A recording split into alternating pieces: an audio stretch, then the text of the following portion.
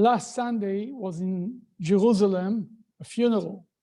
I'm not talking about the large funerals that took place and draw criticism all over the world. I'm talking about a small funeral. There is something very strange about this funeral. The people who carried the pallbearers, who carried the coffin, and everybody around went. It was a small funeral, but everybody was going and singing. And they were singing a Hasidic tune, Oshia et Amecha, a very famous Hasidic tune. Not even Hasidic, a Jewish tune. And they did it because the person, the deceased, requested it in his will, that when he, on his final destiny, before he is laid to rest, they should sing the song. The person who asked this request was Rabbi Dr Twerski. Many of you heard about him. He lived not far from here in Pittsburgh. The last few years he was in Jerusalem. Rabbi Twerski was born 90 years ago to his parents in Milwaukee, in Wisconsin. He is a descendant from a very distinguished Hasidic family of Hasidic rabbis of the branch of Chernobyl. His father was a kind of a rabbi in Milwaukee. When he grew up in Milwaukee in the 1930s, there was no Jewish day school. There was no cheder. He went to public school. When he was in third grade, the teacher included him in the Christmas play. He was the clown in the Christmas play. That's what he says. A week later, the teacher gets a phone call from his mother. The teacher was sure that the mother is calling to complain, how dare you include the son of the rabbi, child of the rabbi, in a Christmas play. Well, the mother was not talking about it. She was asking, how is my little boy, my little Abraham, is a very short boy. How he felt among the other kids who are much taller than him. Did he felt uncomfortable? Teacher said, no, he actually felt good.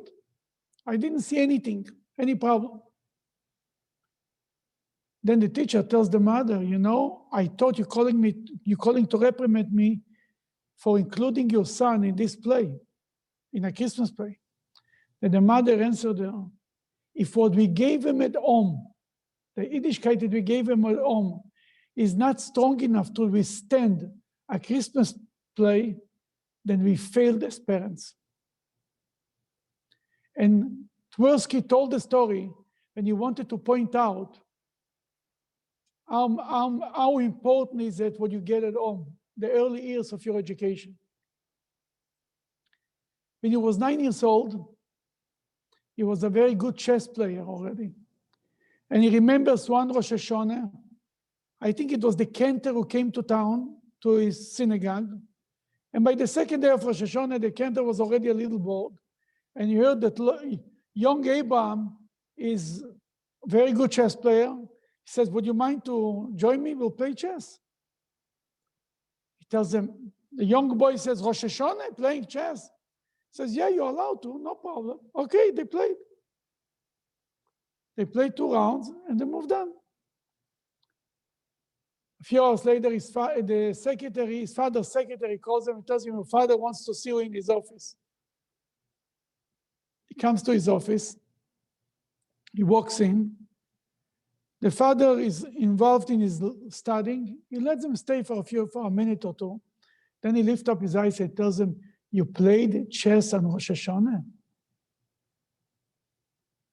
Then he said, yeah. The rabbi told me, this cantor told me that's okay, you're allowed to. His father didn't answer. He looks down in the book. And after, let him stay for a minute or two. And then he lifts up his eyes. He tells him, did you beat him? He said, not only once, twice, both times I beat him.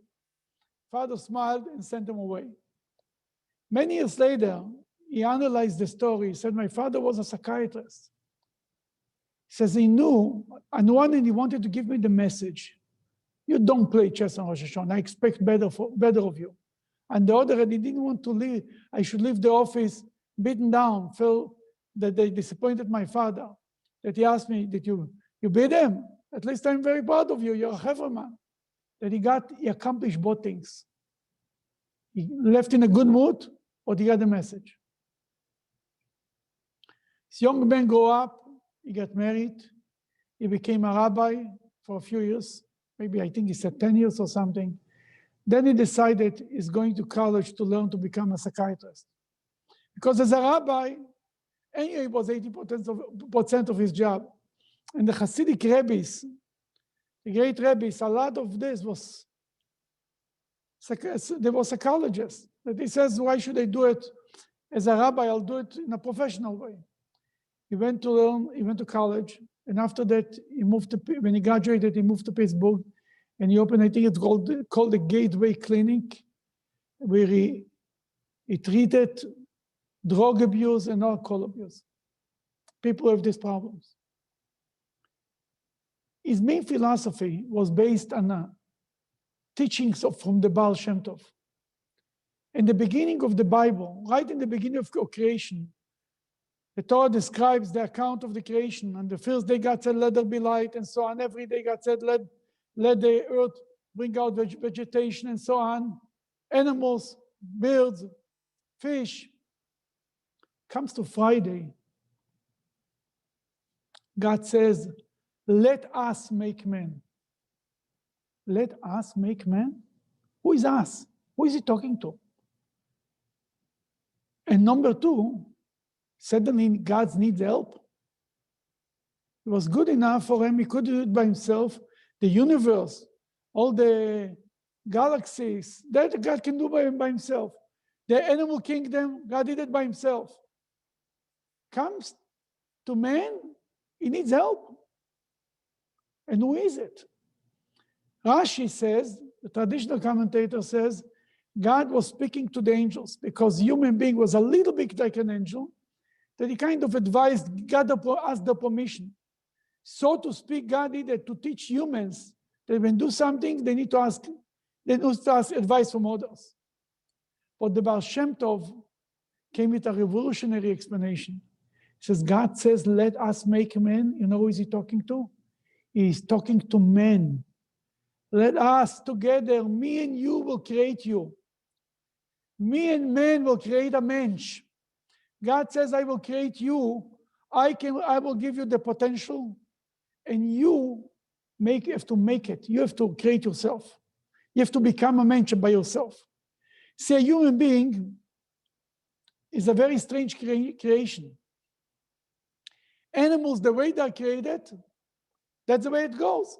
We don't expect from an animal to become better over years. Oh, he will learn, he will be nicer, he will be more kind, he will be more forgiving. You don't expect it. You can train him, but you cannot educate him, you cannot understand things. You don't expect from a small lion that he will change eventually. He's born complete. The way he is created is complete. No more expectations. From a human being, there is a lot of expectations. When he's born, Job said, a man is born like a wild donkey. A baby is born, it's all about emotion. Me, me, me. He wants everything for himself. What they teach in the preschool, how to share, how to learn, how to wait online, and so on and on. How to say please and thank you. And as he grows up, God gave him the ability that with his mind, he can control his heart, his instincts. An animal cannot do it. A human being can do it, and he's expected of him to do it.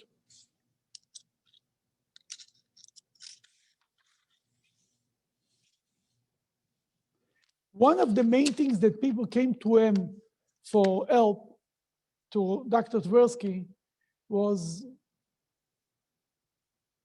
they were depressed. You know, it's like in the American Declaration, it's written that the right of your human being is for life, liberty, and the pursuit of happiness.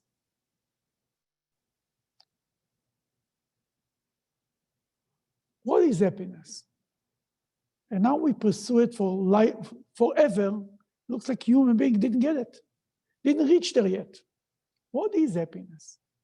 How you get to there?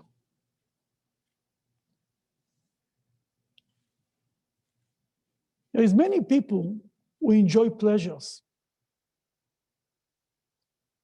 But pleasures and happiness is two separate things. It's good to enjoy something, to get yourself a pleasure. But if people think if pleasure will bring him happiness, it's a big mistake. He says he treated many very rich people. They didn't have they had a lot of pleasures, no joy, no happiness. He says if you would tell somebody when he grew up and he was 19, when he was 9 years old, 10 years old in 1930s, 1940s, you would tell them what is going to be in 2015, 2020, the cell phones with all the technology, with all the comforts, people would say, oh, then we're going to be happy. In 2010, 2015, if we will have everything that the world has to offer, we will for sure be happy. Not only we get more happy, we're probably less happier than the people who were in 1930. Then what many people have pleasures. Some people are legal pleasures. They enjoy vacations and they enjoy trips and cruises and sports. Others have other enjoyment pleasures like drugs and alcohol. It's something that's never enough. More that you do, it's good for the 5 minutes that you do it. Any type of addiction is good for the time that you do it, but it's never enough. What is happiness? In 1962, when he was still in medical school, he went to see the Rebbe. He had a private audience with the Rebbe. He was lucky enough to have a private audience with the Rebbe. And the Rebbe told him, you're a psychiatrist? You ever read the books of Viktor Frankl, the famous psychiatrist? He said, no. At that time, in 1962, Viktor Frankl was not popular. The Rebbe told him, I recommend you. I think it would be a good idea for you. He came back to college. He tells his professor that the Rebbe told him to read Viktor Frankl's book. He said, he's a Meshuggah. He read the books. And he learned a lot. Viktor Frankl has the famous book, Man's Search for Meaning. And in this book, he makes the whole concept, his whole philosophy is that a human being finds happiness only when he has a purpose, when he has meaning, when he accomplishes something, when he's doing something good for the world, something good for others. Only then he feels good about himself. That's the only way he can feel good. Animals don't eat. This animal doesn't run around in the safari and ask himself, what am I doing here? Why am I here? What's my purpose? Animals don't ask this question. Human beings constantly ask this question. And only when they do good, when they accomplish something, when they make a difference, then they feel happy. Then they find happiness. And they reach happiness. For Jews, it's very easy. In the Parsha of this week, the Parsha of the Ten Commandments, Parshat Yitro, is the Parsha of the Ten Commandments. God gives us 10 commandments. But this is the basis of 613 commandments. Gives us a life. What to do every minute of our day. And a mission and a purpose. Every Jew, he doesn't have to go to the Dalai Lama to look for a purpose. It's right there. And that brings him joy and happiness. Rabbi Twerski dedicated his life, he said, to help people to find happiness. The song that was singing in his funeral was composed by Rabbi Twerski. Oshia et amecha uvarech et nachlatecha ureim v'nasem ad olam is a verse from the Bible that we say it every morning in the prayer and every Shabbat. It says, it means redeem your people, bless your heritage, means also the Jewish people, your land, your heritage, and elevate them, pick them up, make them happier. Forever, ad olam. He once prayed, and the tune fell into his head, and he started to sing to himself, and it went well. 2 weeks later, it was his brother's wedding.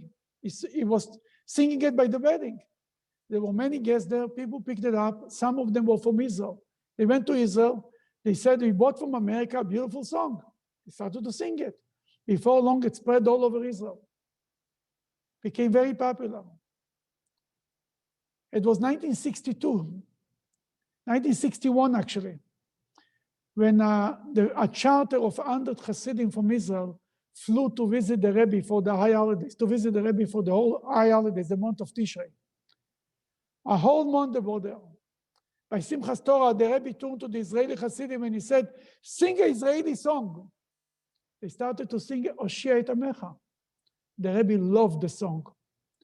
And soon enough, it became a Chabad tune. Twerski hears it's a Chabad tune. He says, what are you going to do? It's a Chabad. Who is going to know if I did it? I don't have any rights for it. And he said, years before he died, he told a story that he wrote in his will. He says, my life, he dedicated his life to bring happiness. This song brought so much happiness to people that he asked that when he's transitioning from this world to the next, on his last journey, he wants that this song should be with them. They should sing it when they lay him to rest. Because when he comes to heaven, he says, this will be, when he comes in front of God, he will say, if I didn't have any other good things, this song brought so much joy to so many people. That's what it's all about. The Rebbe loved the song because it was speaking about, whenever the Rebbe spoke about Russian Jews, that God should help them, they should go be redeemed from the Soviet Union, from the former Soviet Union, from the jail. By singing Oshia et Amecha, we're praying to God that God should redeem the Jewish people. All of us need a little bit of redemption, and we ask from God, He should elevate us all the way for good. Thank you for joining.